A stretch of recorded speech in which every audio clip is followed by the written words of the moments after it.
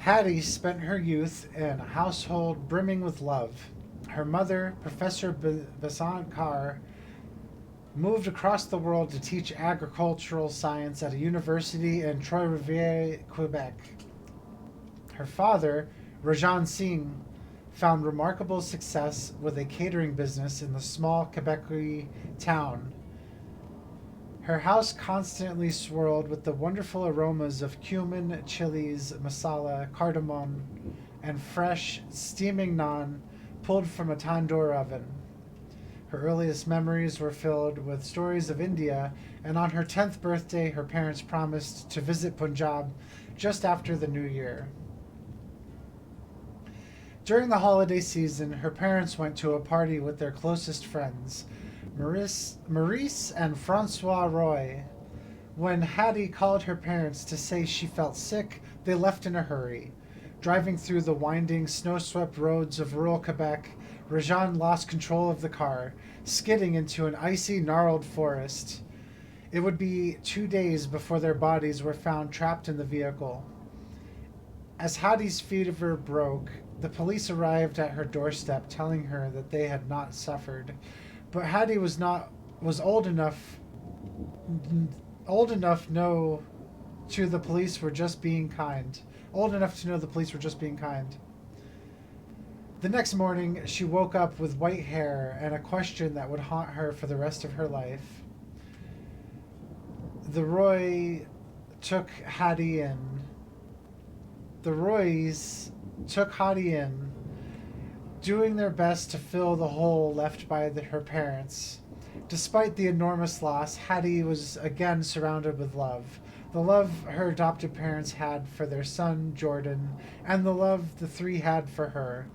But the trauma of losing her parents seemed to unlock something within her.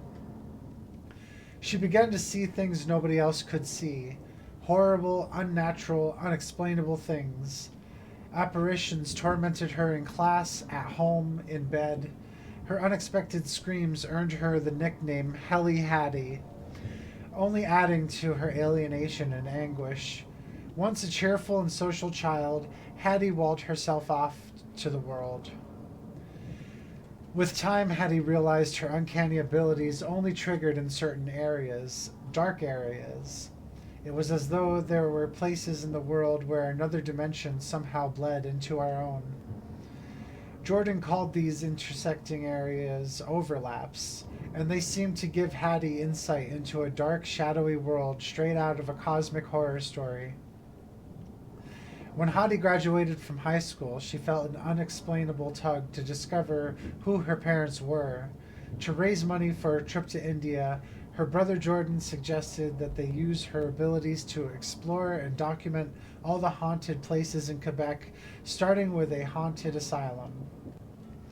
At the Doria Institute, Haddie could see and hear residual memories, patients, doctors, and so much more.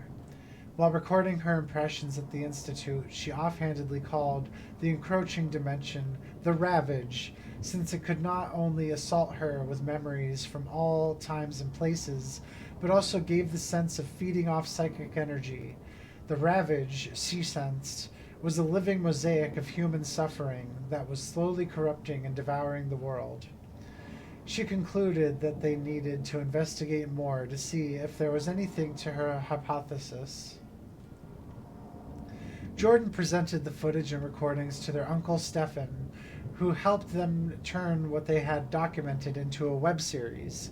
Within days of uploading the first episode, Ravages of the Abyss was a viral hit. True crime fans, ghost chasers, and skeptics flooded the comments with their own theories of what she was experiencing. Stefan handled the production, and before long, he presented Haddie with her first check as a professional podcaster.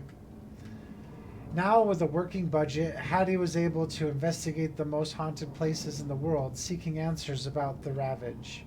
Her investigations led her to a secluded island where once an entire town had mysteriously disappeared, leaving dozens of empty homes. She never felt such a strong influence of the Ravage as she did here. It pulsed with suffering and cruelty and repressed darkness. Haddie absorbed the emotions of the ghost town and closed her eyes. Calming herself and silencing her mind, she began to hear guttural screams and cries and whimpers. When she opened her eyes again, she could see the scintillating orange residual memories of people tearing each other apart in the mud and rain. Then everything disappeared as a much older version of her stepbrother beckoned her from one of the homes. She chased after him only to stop suddenly with the realization that the Ravage was toying with her emotions, playing tricks on her, making her see things that couldn't possibly be real. The encounter nearly put Haddie off the project entirely, but she was now the linchpin for a company that fed her family. Her uncle Stefan continued to line up sites to visit, and after a personal trip backpacking across India, Haddie carried on subjecting herself to the horrors of the Ravage. While investigating a haunted World War II bunker in the Alps, Haddie heard someone faintly crying out for help in Punjabi. Snow flurried in the bunker as the tunnel suddenly opened to a snow-covered forest. A horn blared in the distance and faded away. She saw the glow of red lights through a wall of snow and felt her heart skip a beat as she rushed to a crumpled blue car pinned between two massive trees. Through the shattered windshield, she saw the bodies of her parents stuck in pools of frozen blood. Haddie narrowed her gaze and saw tiny plumes of vapor floating from their trembling blue lips. With a profound sense of urgency, she rushed around the wreck, trying her best to push, pull, and kick her way in, all to no avail. As she cried out to them that she was sorry for being sick, that the accident was all her fault, their eyes snapped open, and in unison, they answered the question that had anchored her to life, to their death. Yes, Betty, we suffered.